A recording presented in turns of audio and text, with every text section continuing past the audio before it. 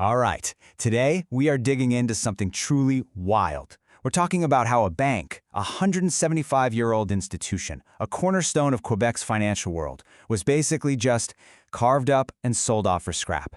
And believe me, this isn't just some dry business story. It's a massive warning sign for pretty much any company in the digital age.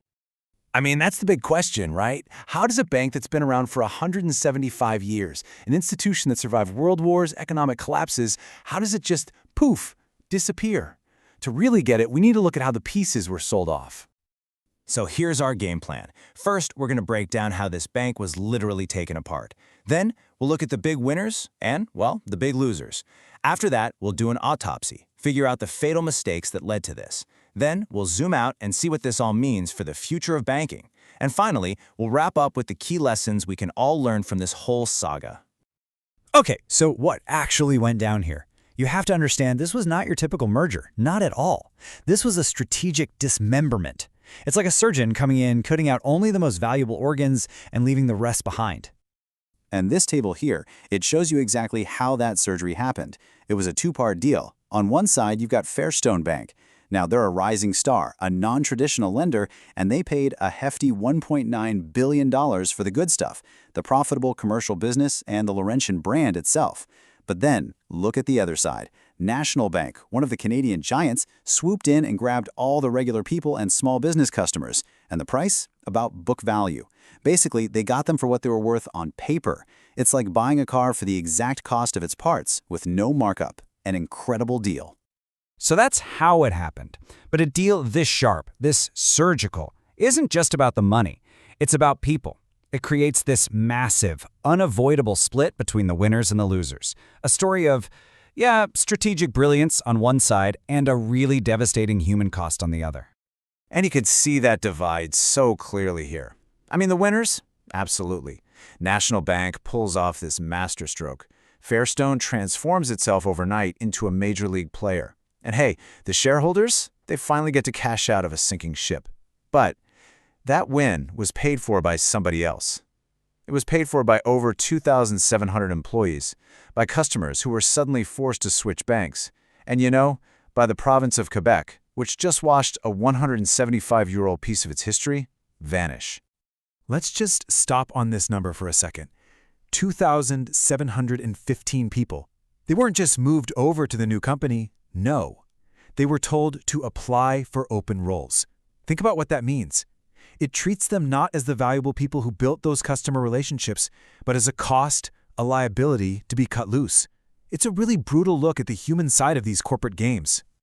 And this number, this shows you the genius or the ruthlessness of the deal for National Bank.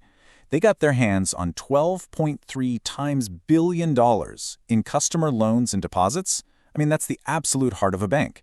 And they did it while dodging all the expensive legacy stuff, like the 57 brick-and-mortar branches and the thousands of staff who ran them. It was the definition of cherry picking. They took all the fruit and just left the tree to wither. You don't even have to take my word for it. This quote from an analyst, John Aiken at Jefferies, just nails it.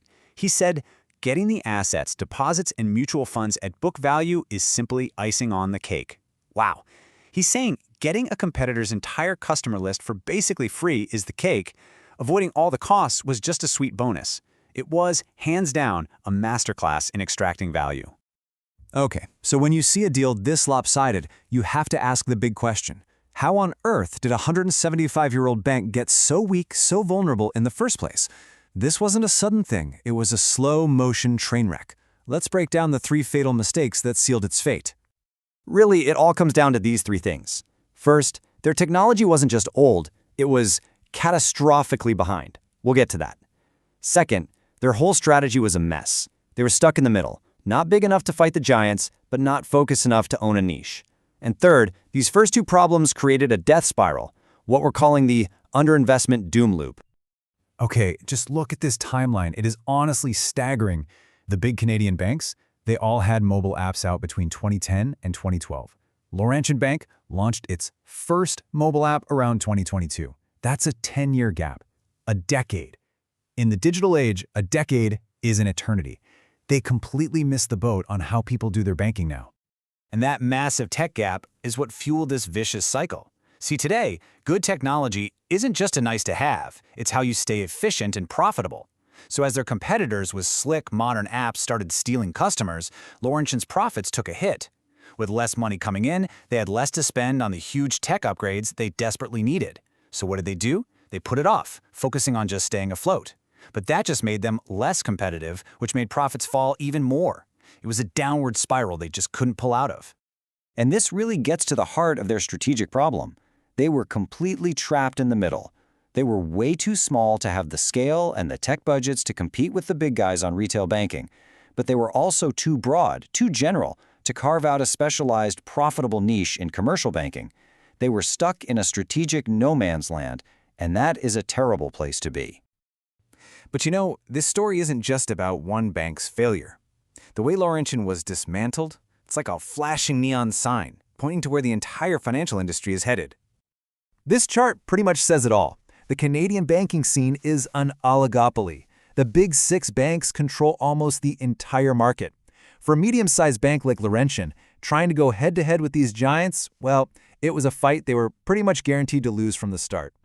So what does this all mean for the future? Well, first, expect to see more of this. More mid-sized banks are probably going to merge or just get eaten up. Second, watch out for the rise of what you could call super alternative lenders, players like Fairstone, who are proving you can become a major force through smart strategic acquisitions.